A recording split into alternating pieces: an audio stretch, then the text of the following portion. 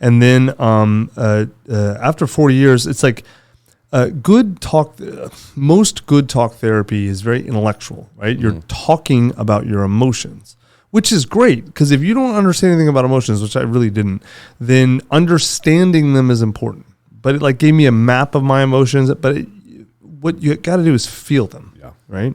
And I wasn't very good at that. I was, in fact, quite bad at it. And so the thing that really unlocked me, I tried meditation and yoga and all that nonsense, of course, and like none of that really worked for me. But then about 4 years ago, I found psychedelic medicine. I was just gonna say, I was like, found MDMA therapy. It's a huge thing right now that a lot of people aren't talking enough about, is the benefits of it.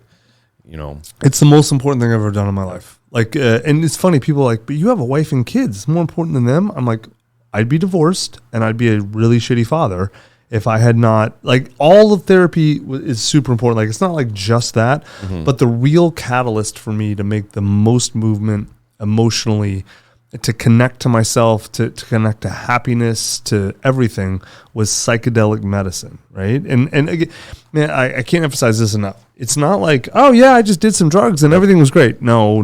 That's what everyone's. Wouldn't that be cool? Yeah. Wouldn't that be great? No. If that worked, then all the ravers from the 90s would be the happiest people on earth. Not how it works.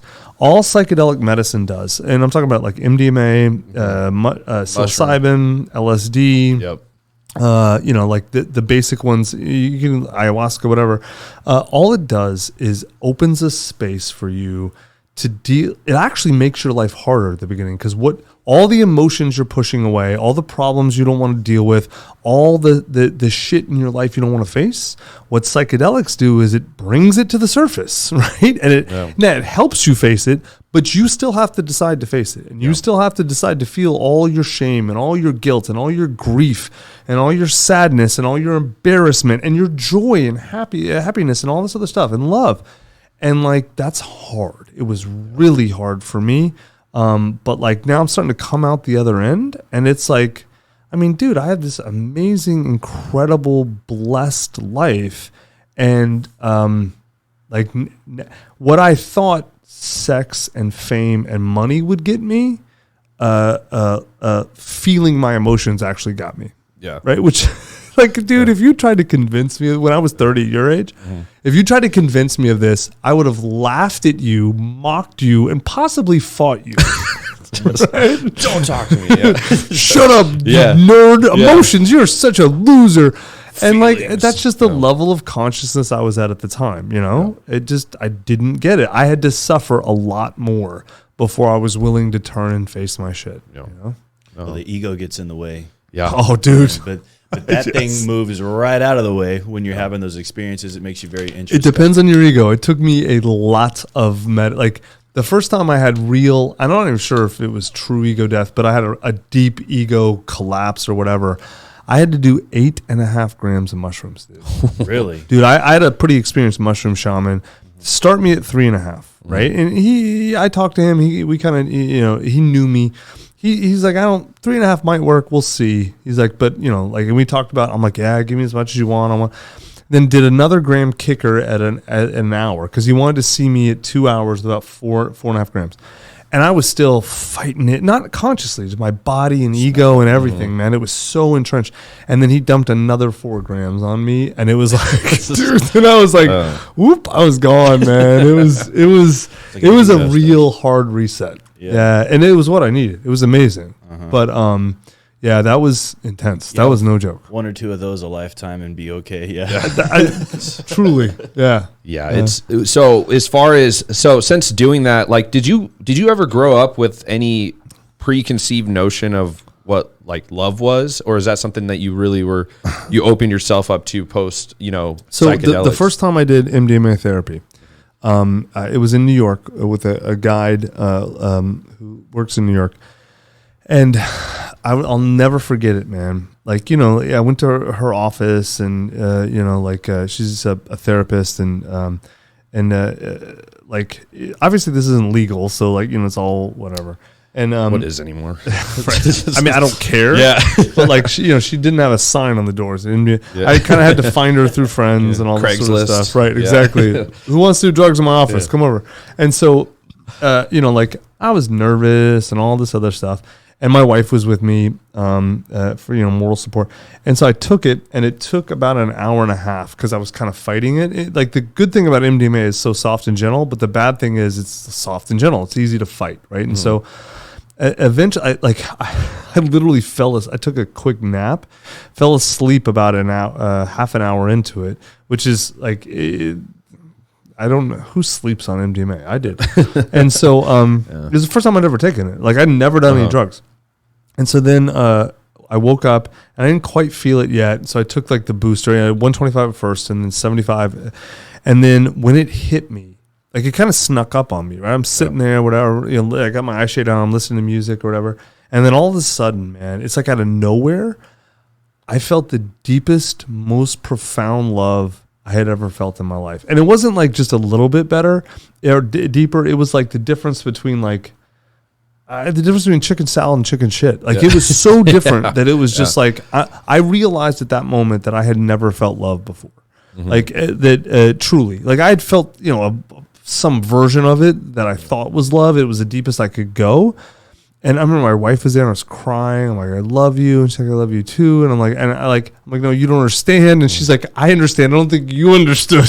Well, like maybe she didn't understand. Like you hadn't, or I've had an experience like this. And tell me if it, but like you finally understand everything they've done for you. It happens almost like in a reel in your head. No, because that's too intellectual for me. It wasn't that intellectual. I know what you're saying. It was more like I had never been in touch with that feeling inside. That actual emotion. Right. The depth of that love. Yeah. Okay. And so I got in touch with that and I realized, of course I loved her that much, but I had never felt that in me. Like it had not been accessible to me. And the MDMA opened up the space. And then like just the overwhelming love for her, for my kids, for creation, for the universe, for life. Yeah. I mean, it was almost overwhelming. It was overwhelming, actually. Like I was crying, not in a bad way. It was just like, oh my God. I never felt anything like that. And then after that, it was like all the shit came. It was like, okay, you get the good part for a little bit. Now here comes every emotion that you've run from your whole life. And it's just a shit show. Yeah. Dude, and I mean, man, that's really what the last about 4 years ago I started. Last 3.5 years or so have been, is me facing all the things, the emotions, whatever, man. And dude, man, I had a session where I combined LSD and MDMA, which is a great combination for me.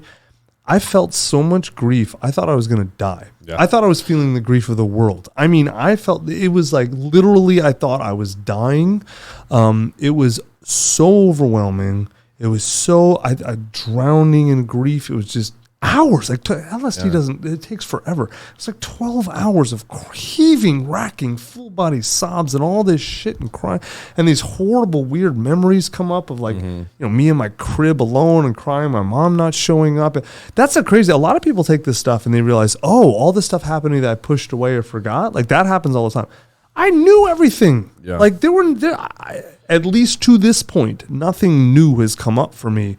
Like I knew my parents didn't really care about me that much, didn't want me, didn't love me. I knew that intellectually though, right? And they weren't horrible people. They were kind of broken, messed up, had all their own issues. They probably loved me the best they could, but they weren't connected to themselves at all. So like you can't give someone what you don't have, right? So even if they did the best they can, they at least as parents, they did a pretty poor job. And so like I knew that. Yeah. I knew all that. And I knew, of course, that's impact, but like I knew it intellectually. Yeah. I hadn't felt any of it.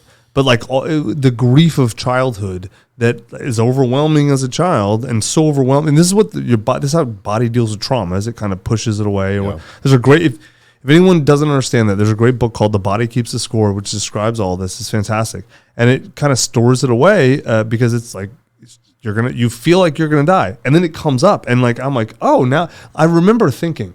Now I understand why my body stores away trauma, because I actually think I'm going to die now, and I'm like 44, and I know I'm not going to, right? But I feel like I am. If I was feeling this at 3, of course that's overwhelming. Yeah, just pushes it down. Like I knew this was coming, and I know I'm not going to die, and it still feel like I'm going to die. You know.